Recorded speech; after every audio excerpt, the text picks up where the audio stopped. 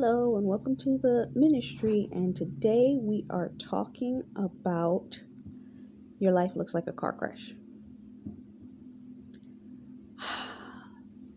How do I express this? Have you ever seen those TV shows where you see a massively bad car accident? What do most people do? They either crowd around to see what happens. So you've even seen it when it comes down to you're on the highway and you see a car accident. Your attention automatically goes to that car accident. Oh my God, I wonder what happened. Oh my God, I wonder what, blah, blah, blah, blah. And you are attracted to looking at the car accident. Some of your lives look to everyone else like a car accident. It's the thing that you look at but can't seem to look away. I want to delve a little bit deeper into this. As a Christian, when you are beginning to come out of the world system and the world's way, the Lord has a tendency to pull you down into a valley. To everyone else, your life looks like a wreck. It looks like a car accident. It looks like you went from bad to worse. Your situation looks like, were you in a good state of mind when you decided to do that? But what they don't see is what God is doing with you. But while they're watching, like most people, if they're watching a car accident, they are talking about what they assume may have occurred to cause that accident to have happened, right? They're talking about, oh, she must have been driving too fast. Oh, he must have been driving too fast. Oh, they must have been drunk. Oh, they must have been this. Oh, they must have been that. Oh, the person that hit them must have, oh my goodness, this, that, and the other. Have you noticed that the people around you, when you're going through one of some of your darkest times, have the tendency, they may not say it to your face, but you know that they're talking about you? And some of them have the audacity to say it to your face. I remember somebody once said to me, and it always stuck with me, that they had the belief that I would never do anything more than to be a manager at a Target.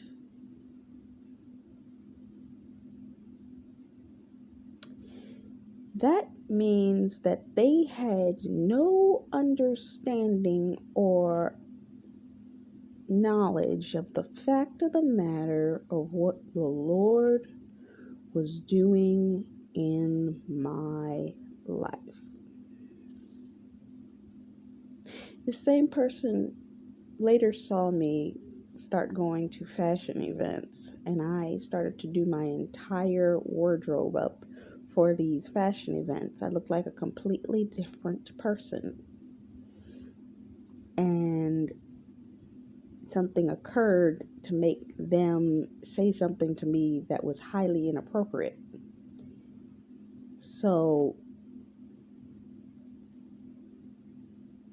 what the enemy will do is he will use people around you to speak word curses over your life to try to keep you where you are in order to prevent you from being able to move forward because of what they said. You have to break those word curses. I remember years ago when I first started understanding ministry, I was following Matthew Stevenson III. He did a Periscope and he literally showed you how to break word curses. And I was a little bit shocked. All it is taking the word curse that was stated, renouncing it, denouncing it, coming out of alignment and agreement with it, repenting for coming in agreement with it, and uprooting what came with it. And you have to do that with a lot of word curses. You even have to do it with the ones that you do not hear. And you have to pray against the ones that you didn't hear, because people will be talking word curses and you never knew that they were talking about you. There are people they'll be talking word curses about you that you would never suspect would be trying to curse what it was that you are doing. And people will talk word curses about you because they have the assumption that you'll never get more than where you are right now. But by them speaking word curses, they don't realize that they're literally oppressing your ability to be lifted up further than where you are. And you have to constantly be in battle against those word curses. And it can be so difficult as a child of God, because one of the first things that the Lord is going to try and deliver you from is other people's opinions. Because first thing that they're going to do is share their opinions with you, and you have to calmly not argue back with them.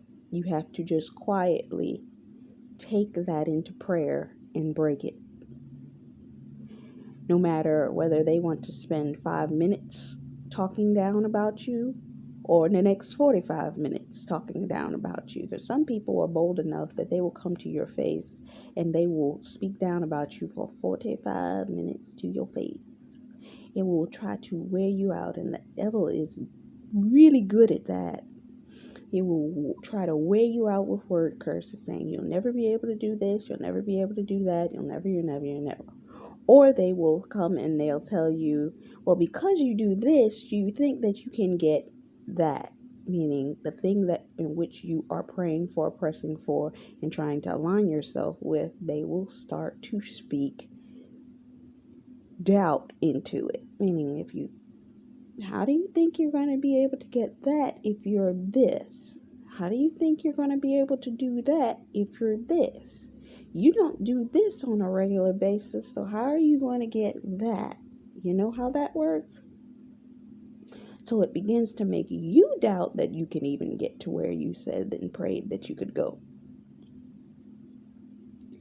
And the thing about it is, God can be doing a new thing in you all the way around. He can be building you. He can be touching that thing. He can be working on the things in which you've prayed for, pressed for, aligned yourself with. And he can be doing this all day long.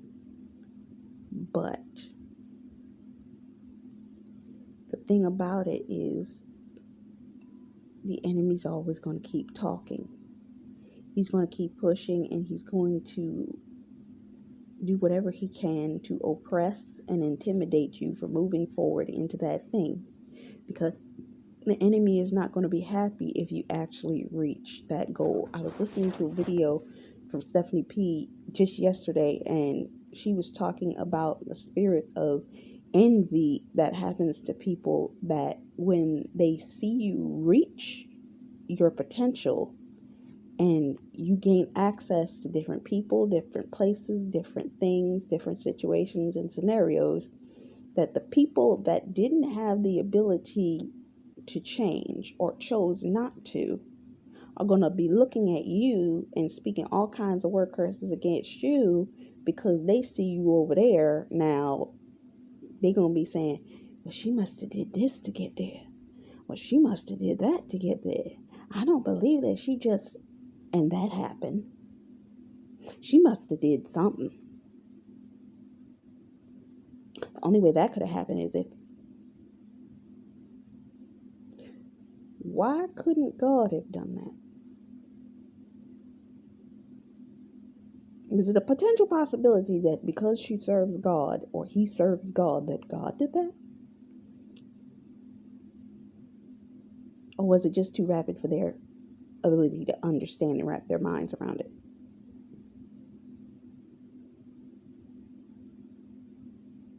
Because see, God will be working on you, and the thing about it is, when God's working on you, he'll be telling you all these monumentous things to do, and he'll be telling you each and every individual stuff, and you'll see it starting to form. And the catch 22 is you can't talk about it until it's complete. And you'll be sitting there and people will be talking down to you like you are a dog that they trying to beat to death, and you can't say nothing. And most ministers will say this: let that thing speak. When it happens, it will speak louder than you ever trying to tell them what you're doing. Because there will become moments when what the enemy will have people around you start to speak negativity around you. Perfect example the other day. I'm a youthful, not so much millennial. Some people call you Gen Z, whatever generation you want to call it. Where they'll look at you and they'll be like, you're not doing anything. Generation Z don't need to be up, out, in cars, at jobs, doing a bunch of stuff in order to get things done. Generation Z, Generation Millennial, they don't do things like that. They could sit all day in one spot and be making millions of dollars and never move. To the external world, they'll be looking like, she's not doing anything. All she doing is mess with her phone. Yeah, my coach, she messed with her phone all day long. She make $350,000 a year sitting and messing with her phone all day long.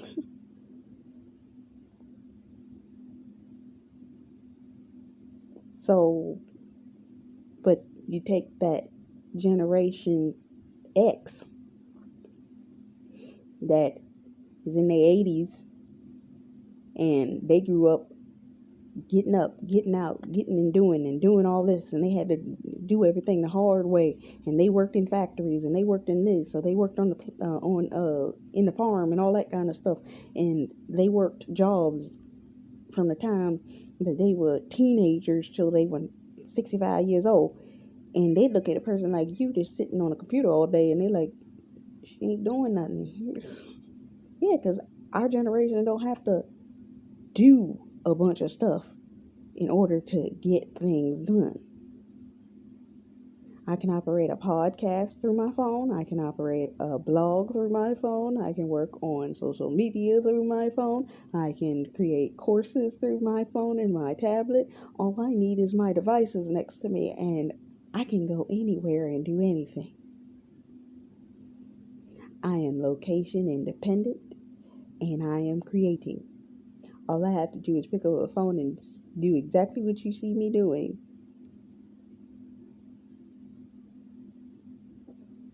But to the rest of the world, your life will look like what? A car accident. They'll be like, what? She said that, because that's what it looks like to them. You could be interacting with people all day long. You could be in groups all day long. You could be having conversations all day long. You could be getting ministry in your ear all day long. You could be sitting there coaching people through text messages. You can be doing all of this type of stuff, but the other person that is observing you, all they see is she ain't doing nothing, because what to them what you're doing doesn't look like you're doing anything. They're looking at your phone all day.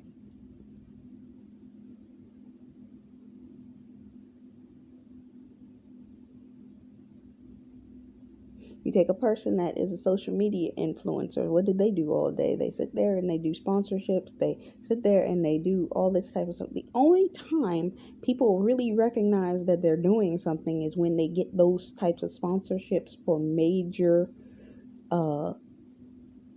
brands that cause them to be visibly in things. Perfect example is an influencer, I think Natural. She does melanin hair care, but she also she created a remake video Bruno Mars, was it Funk You Up or something like that? And that went viral. And then she was in, was it Shea Moisture? She did a Shea Moisture advertisement before that, and then she started traveling to London and all those places. And because of that, that's when people started to be like, "You're doing something." They gotta wait till they can see it, and then when they see it, they scratching their head because like, "But you was just sitting there. What you mean it?" When God blesses you, He will remove and move you so suddenly. People will be like, "How did that happen? Where did that happen? When did that happen? What?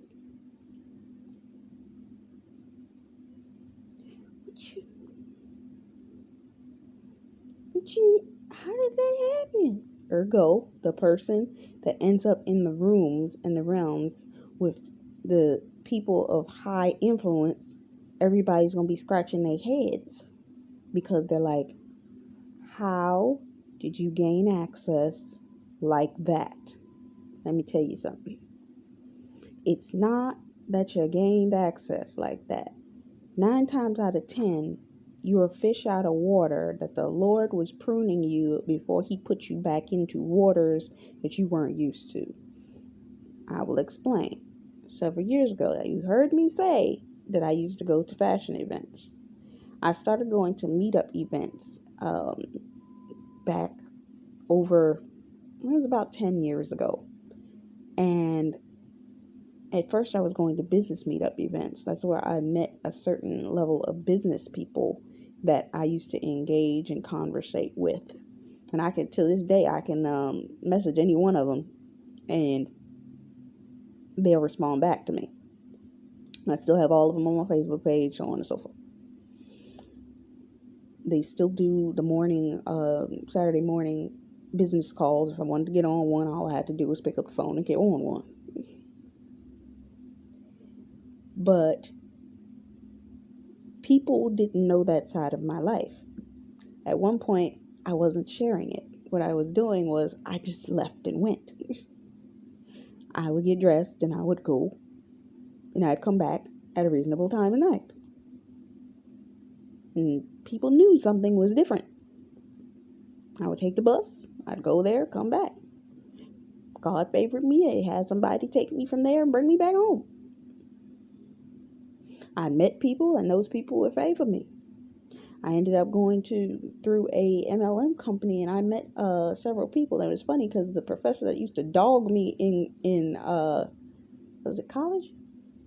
I think it was while I was still in college. This professor used to dog me. He would make me the example of everything. He ended up in the same company. I was higher ranking than him as a senior member of this company. And he left in less than a month. I'll make your enemies your footstools. I managed to meet and be in a room with multi-millionaire people. Yeah. Football players. Yeah. I was ranking one of the people that brought in the most people one night for that company.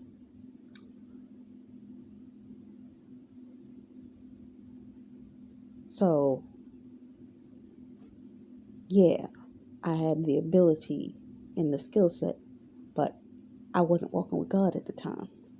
But when I made the decision to walk with God, God pulled me back. He pulled me out of fashion. He pulled me out of that. He pulled me out of, he allowed me to go to school online for a year. And he pulled me out of that. Mostly because people started speaking word curses over my online schooling, because as soon as I told them, they started talking about it and I started getting the worst professors. You start opening your mouth about what you're working on, your situation may get worse because the people around you will start to curse your elevation.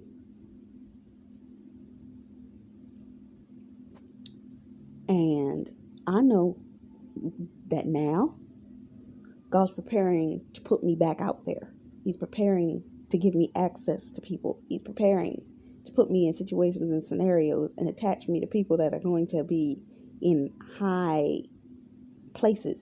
And yeah, people that saw me, all I was doing was sitting on the couch or sitting on my bed, on my computer, or on my laptop, or on my phone, or on my tablet all day.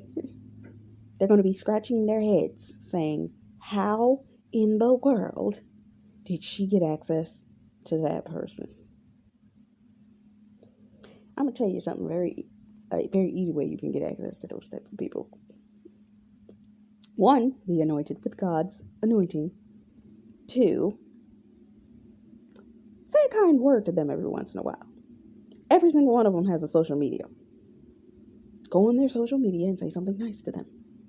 Don't engage them that you want anything from them. Don't say that you desire anything from them. Just give them a good, nice word. Do that periodically. There's a couple people that you like to engage with or enjoy. Just keep saying nice things on their social media pages. And when your season comes up, I almost bet you that one of them is going to be the ones that's going to open the door. Or one of them is going to be the one that you're going to end up interacting with later on. And people are going to be like, how did you get in contact with this person? I did something really simple. I went on his social media and I said a kind word. How you doing? I hope you're having a wonderful day.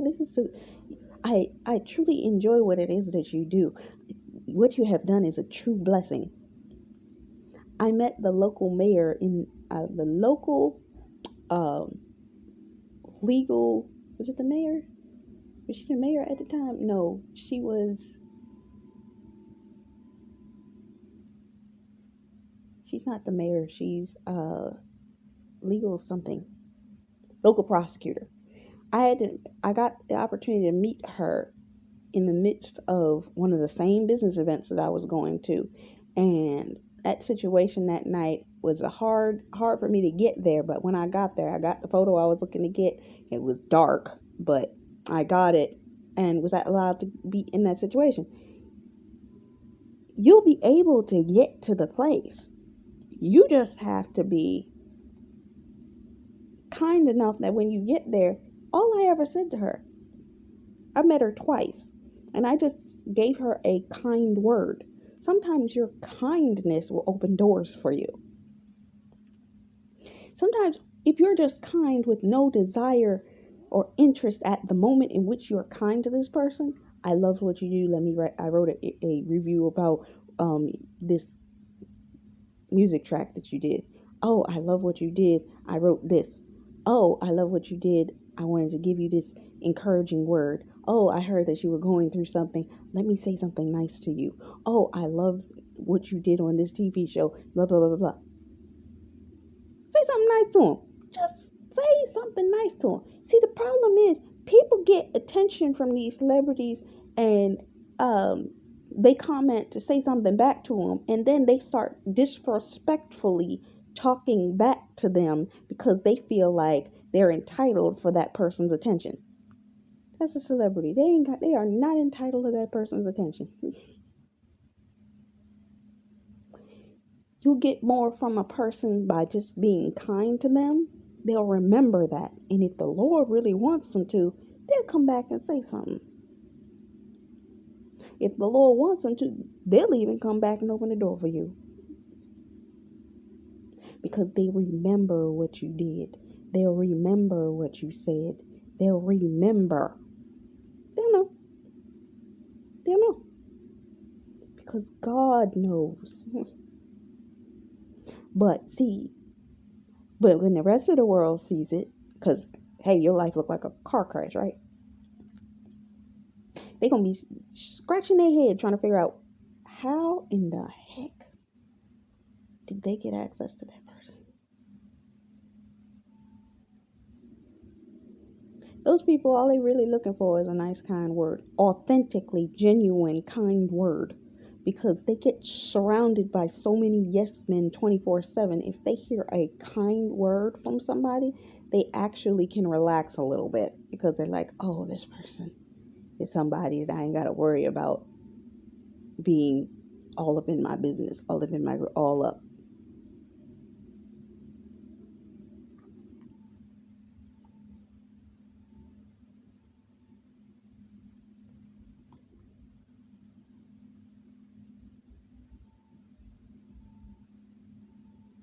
God will turn that life that looks like an ugly duckling into a beautiful swan.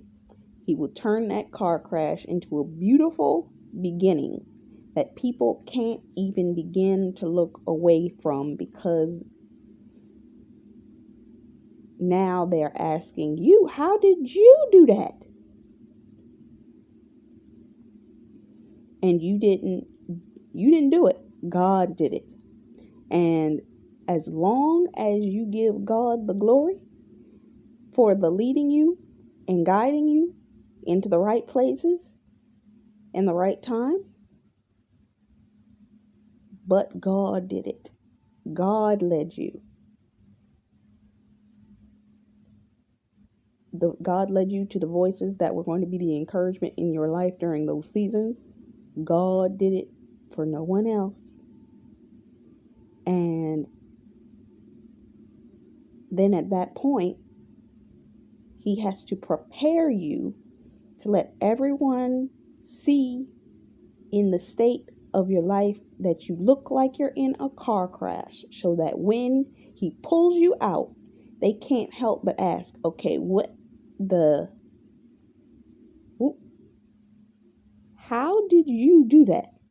How did you ended up there in that place with those people? Only God. So let them look at the car crash. But as it says in the word, He prepares a table before you in the presence of your enemies. They must see that it fell apart so that they can be witnesses to the rise. And though they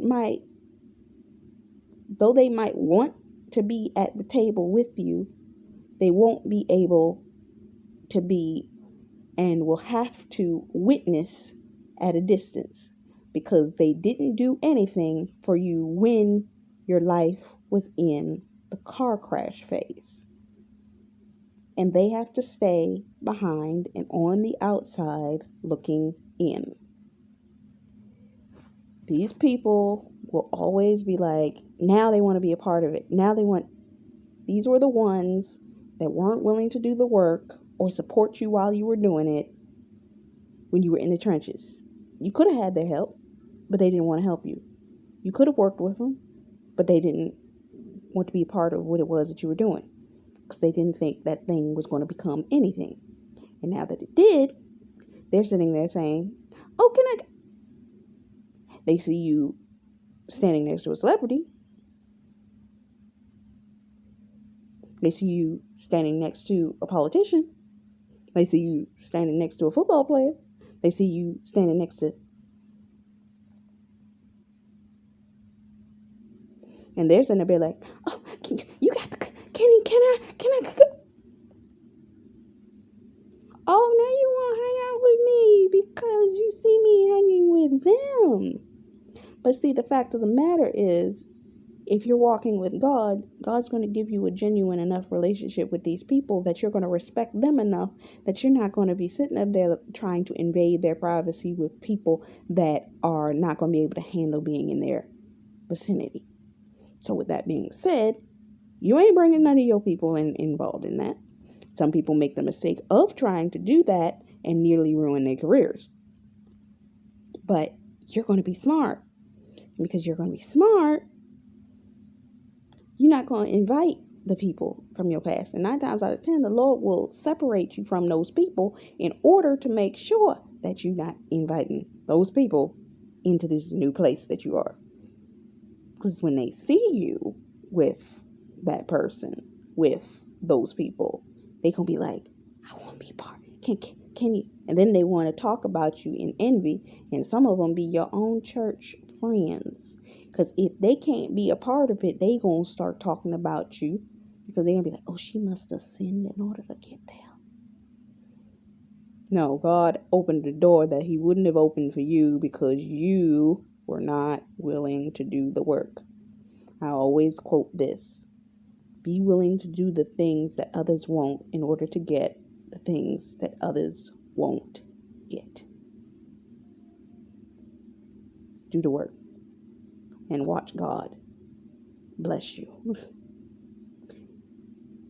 because it's the work you do in the trenches, in prayer, in fasting, in all of these areas that you're going to get the blessing. That's how you're going to get blessed. But that's Taj McCameron for the ministry. Until next time, much love, faith, peace, and blessings.